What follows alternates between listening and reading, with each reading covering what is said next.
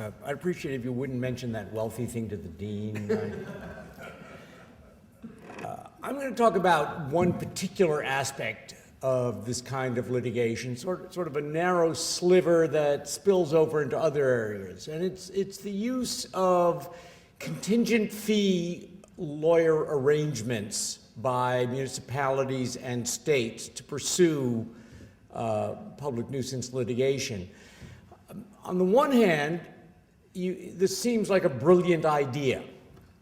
The fact that the state can bring in private attorneys who can operate on a contingent fee arrangement. If the state loses, they lose nothing. If they win, they pay attorney's fees, but there seems to be no harm done, except to the system and except perhaps to the Constitution. It's my position that while I certainly understand and can sympathize with the desires of states to use this form of legal representation, I believe that it's unethical, politically problematic, and may well be unconstitutional. Basically, what we're doing here is starting up a dangerous mixture of private incentives and state power. And to understand the structural problem with this, I think we need to start off by looking at the division of state power and private action in a democratic constitutional system. We have a state action requirement. With the exception of the 13th Amendment, which prohibits slavery, there's no part of the Constitution that regulates private behavior. The reason for that is, in a liberal democracy, we've decided to try to foster individual development and individual growth without putting on the individual the kinds of restraints that we put on the government. The government exercises public power. The government can do good and it can do harm, and that is why we put constitutional restraints on the government. When the government brings in private attorneys who are incentivized by the desire to win for the purpose of being paid, we have undermined the appropriate role of the state in its relationship to its citizenry. Let me start off with a premise and then try to spin logically from it. Imagine a system where a U.S. attorney is paid more for obtaining a conviction than an acquittal. I have no doubt that that system would be deemed, at the very least, unethical. As the United States Supreme Court said in a very famous case, Berger versus United States in 1935, the United States attorney is the representative not of an ordinary party to a controversy, but of a sovereignty whose obligation to govern impartially is as compelling as its obligation to govern at all, and whose interest, therefore, in a criminal prosecution is not that it shall win a case, but that justice shall be done. So I think it would be universally conceded that an incentivization through payment system for a U.S. attorney to obtain a conviction would be considered an improper mixing of private incentives and pursuit of the public interest. Well, if we start out with that premise, let's see how far we can take it logically. I think it's reasonable to infer from that premise that the same would hold true for a representative of the government suing in a coercive civil action, meaning where the state is the plaintiff. The relationship between the prosecutor or the government attorney and the defendant may not be identical in a civil case and a criminal case, but we still protect property rights as well as liberty rights. And the state action limits of the Constitution apply when the government is acting in a civil capacity as well as in a criminal capacity.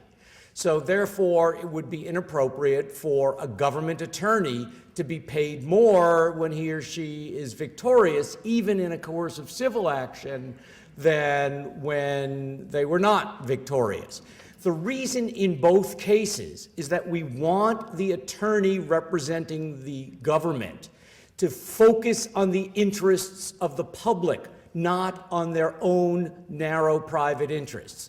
This is the paradoxical concept that in my writing I've referred to as adversarial neutrality. We don't expect an attorney for a party to a case, whether it's the government or a private individual, to be neutral the way we expect an adjudicator to be. Of course, I would never even suggest anything to the contrary. The fact remains, when an attorney is representing the public, it is their role to pursue the public interest, not to focus on the naked concerns of victory. Sometimes an acquittal serves the public interest more than a conviction. Sometimes declining to even file a prosecution or a civil action furthers the public interest rather than the active, aggressive pursuit of it.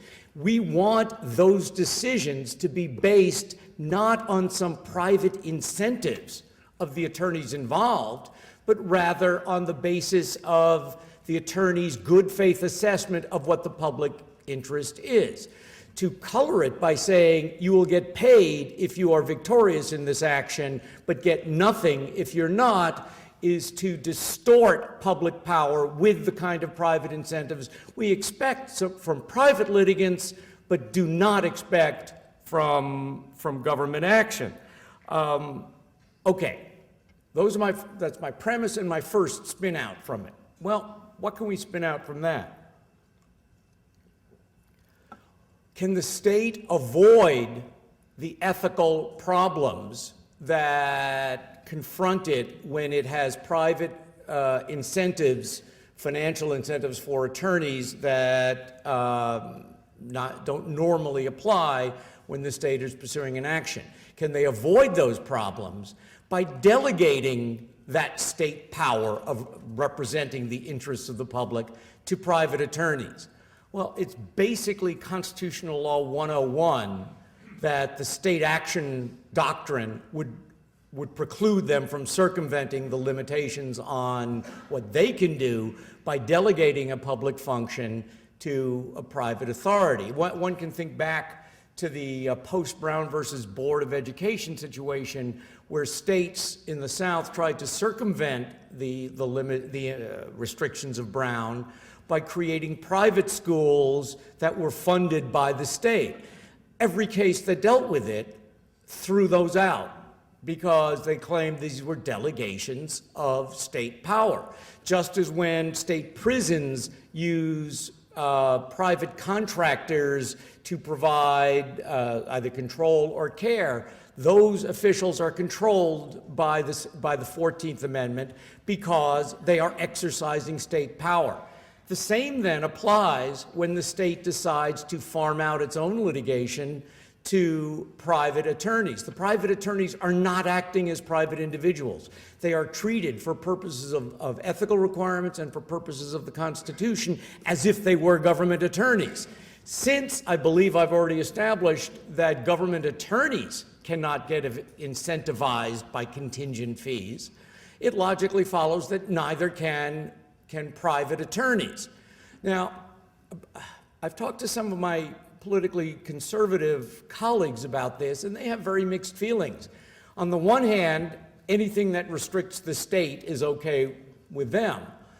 On the other hand, they don't believe there is such a thing as the public interest.